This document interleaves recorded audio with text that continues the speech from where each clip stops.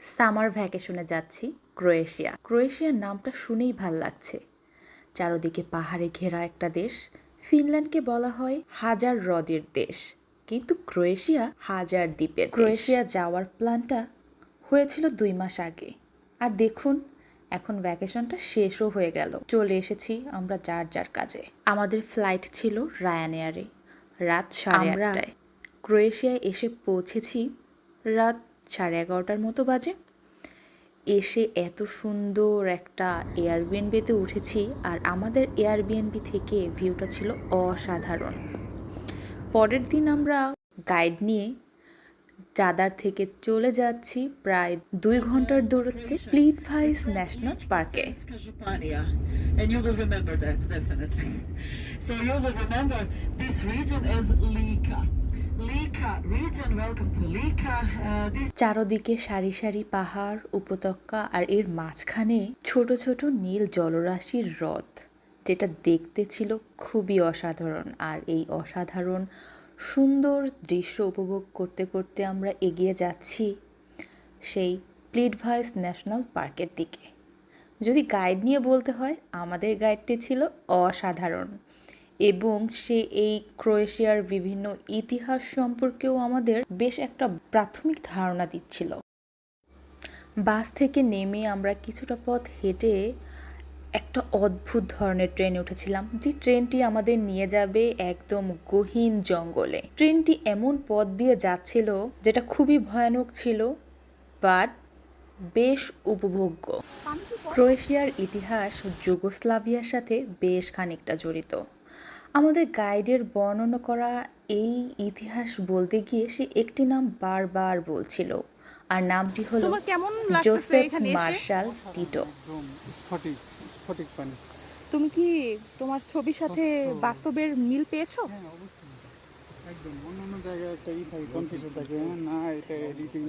গাইডকে নিয়ে কিছু কথা না বললেই নয়। আমাদের গাইডটি ছিল খুবই চেয়ারফুল, লাইভ এবং ফানি। তার বর্ণনা করা ইতিহাস আমাদের বর্তমান থেকে অতীতে নিয়ে যাচ্ছিল। এখানের পানি এত স্বচ্ছ আর নীল, যেটা আসলে নিজ চোখে না দেখলে বিশ্বাসই করা যায় না। হয়তো আমার ক্যামেরায় ওরকম সুন্দরভাবে আমি ফুটিয়ে তুলতে পারছি না, আসলে বাস্তবে যতটা সুন্দর আমার ক্যামেরায় ওরকম সুন্দরভাবে ছবিগুলো আসেনি। কিছু দূর হাঁটার পরে আমাদের গাইড আমাদেরকে বারবার বিভিন্ন ম্যাপ দেখিয়ে আমাদেরকে বোঝানোর চেষ্টা করেছিল যে আমরা এখন কোথায় আছি এবং এরপরে কোথায় যাব, এবং যেই জায়গাটায় যাব এর বিশেষত্ব কী।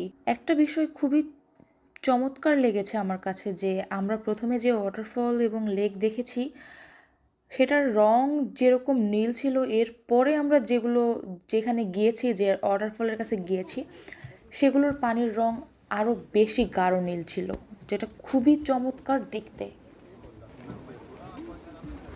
আরেকটা বিষয় হচ্ছে আমাদের এই ট্যুরের, এটা আমি সবাইকে রিকমেন্ড করব যে একটা গাইড নেওয়ার জন্য, কারণ আমাদের এই গাইডের সাথে ইনক্লুড ছিল জাদার থেকে প্রায় 2-2.5 ঘন্টার দূরত্বে এই প্লিটভাইস লেক। সেখান থেকে ট্রেন আমাদের পিক আপ করেছে, বোট রাইড ছিল এটার সাথে ইনক্লুড, অ্যান্ড হচ্ছে ন্যাশনাল পার্কে ঢোকার জন্য যে টিকিটটা লাগে সেটাও আমাদের এই গাইডের সাথে ইনক্লুড ছিল। তো আমি এটা বলবো অতীত।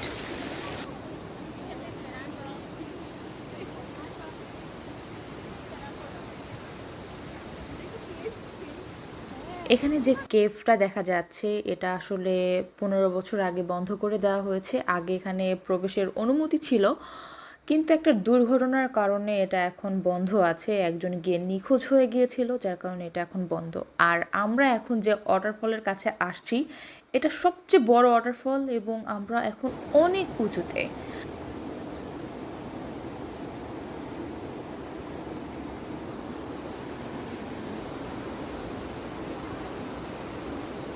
আমরা যে সময়টায় জাদারে গিয়েছিলাম, তো সেই সময়ে প্রচণ্ড গরম ছিল, 30 ডিগ্রির উপরে, এবং আমাদের এই গাইডের সাথে আমাদের আসলে প্রচুর পরিমাণে হাঁটতে হয়েছে, আর প্রচণ্ড গরম, বুঝতেই পারছেন আমরা হাঁপিয়ে যাচ্ছিলাম।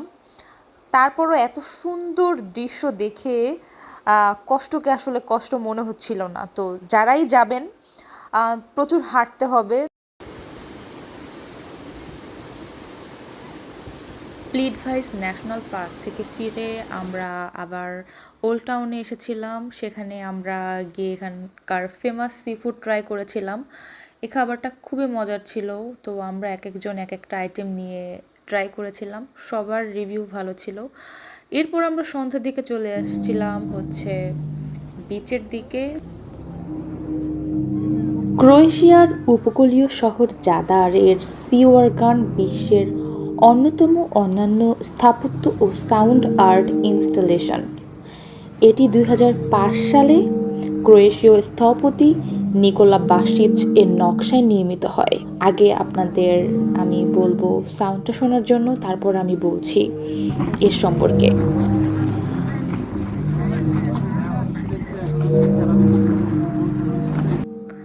আসলে সমুদ্রের ধাপের নিচে বিশেষভাবে বসানো পাইপ ও অনুরণন কক্ষ রয়েছে। যখন অ্যাড্রিয়াটিক সাগরের ঢেউ এই পাইপগুলোর মধ্যে বাতাস প্রবাহিত করে, তখন কোনো বিদ্যুৎ বা মানুষের স্পর্শ ছাড়াই সুরেলা ও পরিবর্তনশীল সঙ্গীতের সৃষ্টি হয়। প্রতিটি মুহূর্তের সুর আলাদা, কারণ তা সম্পূর্ণভাবে ঢেউ ও বাতাসের ওপর নির্ভর করে। সূর্যাস্তের সময় সিওরগানের ধাপে বসানো সমুদ্রের সুর শোনা এক অসাধারণ অভিজ্ঞতা।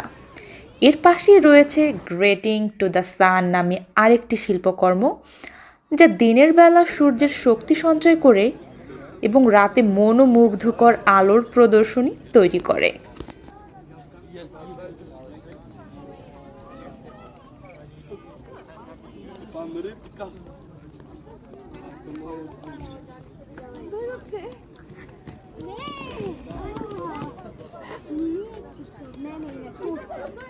Mama.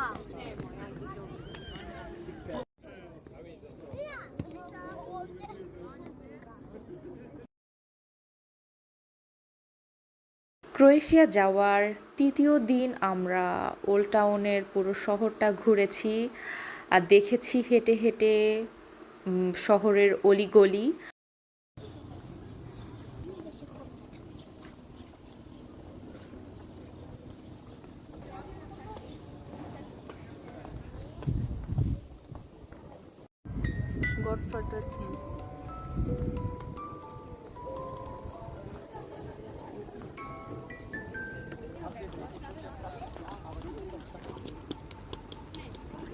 সূর্য ডোবার বেশ খানিকটা আগে আমরা একটা বোট ভাড়া করে সমুদ্রের মাছ থেকে সূর্যাস্ত দেখার জন্য রওনা করেছিলাম।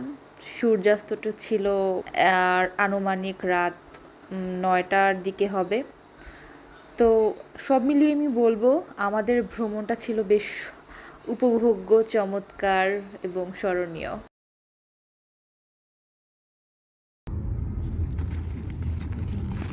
অলিভের বাগান না?